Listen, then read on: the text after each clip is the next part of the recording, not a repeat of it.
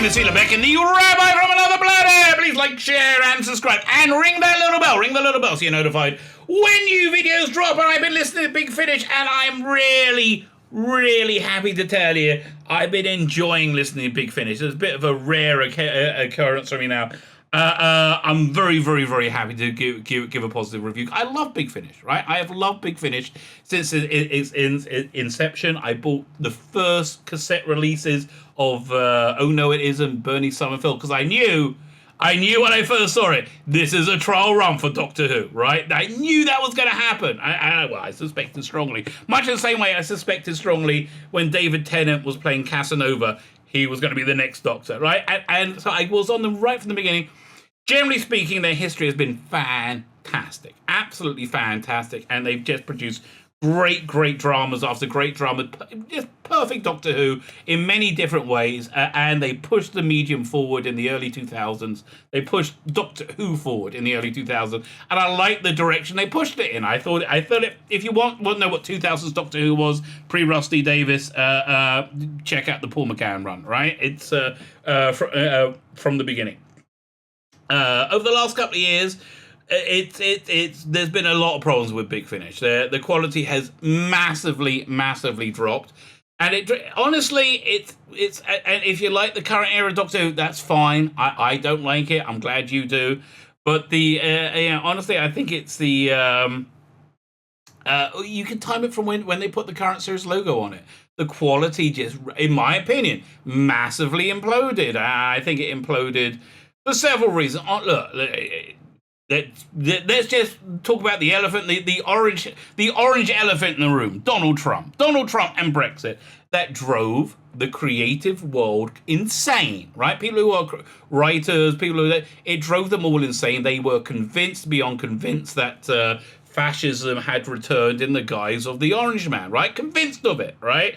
And then not so much. I mean, weirdly enough, fascism has certainly returned to Canada right now, hasn't it? That's freaking insane what's going on there. Yeah, and like if you wear a Donald Trump mask, you can get thrown out of a mall or thrown off a plane. You know, like it's really weird, right? It's really genuinely so totalitarian has come, but from the other direction. But anyway, I digress. They believed in to really gain power, because again, Donald Trump made them crazy, made them absolutely insane. But they didn't gain power. I think there was many narratives that were completely disingenuous and not true. One of those being that women are a oppressed subclass in society, an oppressed subclass minority in society. Why I can hear that argument in 1970s Britain. There was a box set of the Third Doctor with Wendy Craig in it, and Nick Briggs is on it, talking about how she had to write when she wrote TV. She had to write with a male pseudonym. That's messed up. I agree with you. That was 50 years ago. We have moved on massively as a culture, right? But again, I think that was really a really pernicious lie, and that pernicious lie was relentlessly spread, relentlessly pushed, basically to make people just say no, to justify people's hatred, of Brexit, of Trump, and everything they told you was going to happen didn't happen, right? It's just reality. Reality didn't match the narrative. But because of that, they said, well, women are being treated so badly. We need to do reverse bigotry, reverse sexism, and we need to insist on having and new writers to be majority female. So they became 70% female. And when you pull from a smaller part of your talent pool, the quality is inevitably going to drop. Then also, if you instill upon them this insane idea of identity politics, which is just not tethered to reality, that has to come through everything they do, the quality is going to drop. So Big Finish has been, in the last few years, really in a bad place, right? they've, I mean, the main range, just the last 2 years of it, unwatchable. I mean, unlistenable. It's all of it garbage, and I paid for all of it. I'm a little bit miffed about it being garbage, right? So this year they've been rebooting themselves. This is a renewal. This is the renewal of the Third Doctor's range, and man, am I excited! And it gives you a hint of what they're doing with the Second Doctor, more than a hint. And man, am I excited! Right? They maintain this quality. I am. This is great news. This is absolutely fantastic news. Fine. Before we get into the review, like, share, subscribe, comment. All those things are very, very, very helpful. I am very, very, very appreciative of you doing that. Listen, you may disagree with my reviews, but I try and give you honest, unpartisan reviews. I'll give you my opinion, and if I change my mind, I'll tell you. Right? To really help me out with that, like, share, subscribe. That's basically it. If you can help me out that way, that is great. If you can comment, fantastic. I got a Substack, which is an email newsletter. So if you sign up for that, I send out great classic comics. I've been sending out, I've sent out some of my own comics as well, but I send out the Blake 7 ones I'm going through right now from Blake 7 Monthly back in the day. If I can find Doomlord, the photo novel Doomlord, oh man, will I put that on my Substack. It's free. There's also a paid one, which, I won't discourage you from joining, right? I will not discourage you. Fine. Let's look at let's get to the review. Doctor Who, the Annihilators. How many discs was this? 3 discs? Have a look. Production details. Because 3 discs seems to be their go-to disc length now, which I think is kind of working. And they say in the extras they're going to do something different things with the structure of the story. But this is a full-on a season 7 story, fitting perfectly into season 7. And also some of the episode lengths were shorter, which I really, really liked to make it all 7 episodes on, because they do that a lot, right? The music absolutely perfect, as you would expect. Tim Treloar plays the Third Doctor. I love his Third Doctor. It, to me, makes me feel like I'm experiencing a Third Doctor story. John Colcher is, of course, perfect. Daisy Ashford, who is was it Rebecca John? What was the name? Who played Liz Shaw originally? Caroline John, not Rebecca. Caroline John's daughter has taken over the role. I didn't like her at first, but she's done a few releases now. She's really grown into it, right? So the cast completely convinced me, right? It's written by Nick Briggs, right? Let me have a look. Written by Nick Briggs, which is always a mark of quality. Like, Nick Briggs releases something, I will always buy. Nick Briggs always has my benefit of the doubt, because he's very rarely let me down, right? There's no 2020 identity politics running through this at all. This is just a good story. However, you do have a really good mix of male and female characters that are all generic to their time, right? Everything feels very generic to its time, very honest to the time. There's one character who I really like. Let me see if I can remember the name.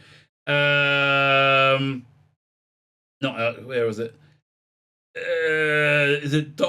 Was it Dr. Jane Broadbelt? There's one really great character in it who is like this home counties, somewhat posh woman who's like in charge of the gun club, and that I believe, right? That's a character in the 1970s. I believe they had an army corporal in it a couple of box sets ago, a female army corporal, and I just didn't believe it. That's character belief. The only character I was like a bit iffy on is when they had a female DCI. And again, I'm not worried about there being women in what I'm watching or listening to, right? That's fine. That's absolutely cool. Don't worry about that at all. It's what I'm worried about it being the thing that you're buying, and the thing I'm buying right here is a season 7 story, right? Deliver what you're giving me.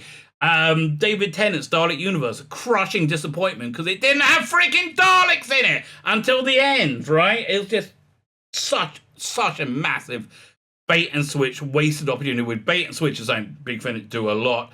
I'm really glad they haven't done it. So again, you get this really good season 7 story. Alien invasion, wrong-footed. You don't know who's good and who's bad, and it's got quite a nice ecology feel to it, which I don't feel is preachy, right? I thought Orphan 55 was horribly preachy. I thought what's the other one? The one with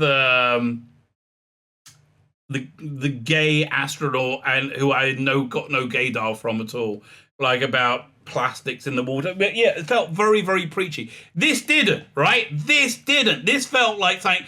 You can imagine Barry Letts and Terrence Dicks, even though that was Derek Sherwood on season 7. It had that tension between the two of their two worldviews. It had definitely had that like conservationist angle. So the reason that I bought this before they announced they're going to have Michael Troughton and Fraser Hines in it.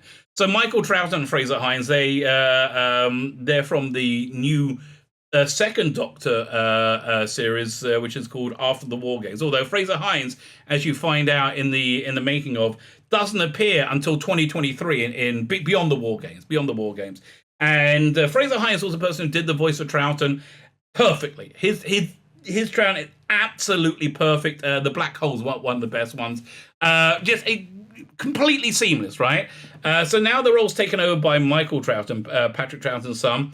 And it's not as identical to Patrick Troughton. It's a different take on it. In the same way, Tim Treloar's take on it is different to John Pertwee, right? It's a genuine performance. It's a little bit more impish, right, and a little bit again less completely rigidly an impersonation of Troughton's, much more of a performance. Do I like it? I don't know. Yes, I do. I do like it. But I love Fraser Hines ones as well, because that felt very authentically Troughton to me. But I do like it. So, but the much more interesting thing is, why is Fraser Hines in his 40s here? What's going on? And they're in a different setup. They're Fraser Hines and was it Michael Troughton? They're being controlled by someone. They're agents of someone. You don't really know what's going on. So you're assuming that in between the second and in between War Games and Spearhead from Space, that he went off and had adventures for the CIA, Celestial Intervention Agency, or something. Right, was an agent of them. And during then, and he was with Jamie. And during then, that he had the two doctors, even though the story of the black hole explains that Victoria learning graphology, which kind of put that in the original run era, right? Not there. Even though you had a grey haired Patrick Troughton, I don't know what to say. Don't think about it too much. It's going to hurt your head. So, firstly, the interplay between them, perfect, right? Interplay between the second and third Doctor, very good. And even though you don't get that much of it, but the thing I really liked about this, when I think it really worked, is it felt like what a guest appearance from Patrick Troughton would have been like in season 7, right? So you get that season 7 feel with Patrick Troughton in it. And that's the vibe you get. They would never do that because they would want to, establish John Pertwee as a Doctor.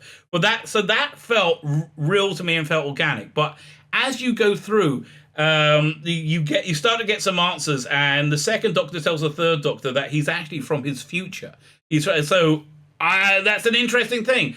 I'm thinking, and this is just an out there theory, but let's find out. That Nick Briggs knows exactly what Russell D. Davies is planning, right? And the strong rumor, the odds are like 11 to 10 right now, is that he's casting David Tennant as another Doctor, as a different Doctor, a different version, a different Doctor, right? He's not the 10th Doctor. Could it be that whatever mechanism they're using for that is the same mechanism that the second Doctor's also from the future? Could it be? I don't know, but maybe, because then you'll be able to look back in 2023 and say, oh, wow, look at that, how clever. It presaged it, right? It totally presaged, and timeline could work, right? Timeline could absolutely work. Generally speaking, though, this one is strong recommend. Let's read the blurb.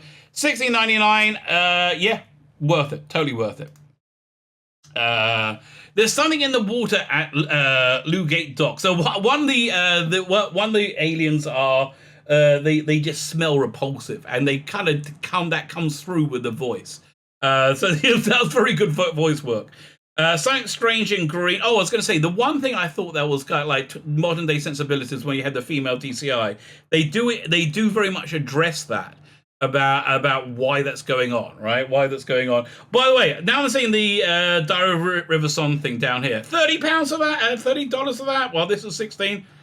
I don't know. Couldn't remember if these two contradict each other about taking putting the new console into the Third Doctor's TARDIS. Right? I remember it. That was a plot point in the last one. I do think they contradict, but I don't totally recall. Right, which will put them in, I guess, separate universes. Something green and deadly. Summoned to the north of England by a mysterious informer, the Brigadier finds investigations happened at every turn by the local police. Just what are they trying to hide? Well, they find out. It's interesting. When the Doctor uncovers sinister goings-on at the city morgue, Liz attracts the attention of something unearthly. With time running out, quite literally. Yeah, they do really fun stuff with time in it, very timey-wimey, but they did a very 70s take on it being timey-wimey, which, again, puts it perfectly in the era for me, right? Quite literally for Dr. Liz and unit, aren't the only ones to find themselves targeted by a world-shattering menace. Because they got a previous Doctor and his best friend Jamie in their sights too. Yeah. So it's pretty much what it said on the tin. I really liked it. Really liked this one. I'm excited to see what they do next. They've really reinvigorated me about this range. And I'm really happy to have good Doctor Who. Basically, I'm really happy to have good Doctor Who. And now I'm quite enjoying the new Ninth Doctor box set. I'm only one story in, but I'm looking for the next one, the one with the Brigadier and the Cybermen. And look, the Ninth Doctor's got a good history with Cybermen. His last box set, they had one Cyberman story, and it was brilliant. It's one of his best stories ever. Absolutely one of his absolute best stories ever. Loved it. Absolutely loved it. Love this too. Strong recommend. Go check it out. Go enjoy it. Let me know what you think. My name is Tzvi Lebetkin, the Rabbi from another planet. Please like, share, and subscribe. And ring the little bell. Ring the little bell so you're notified when new videos drop.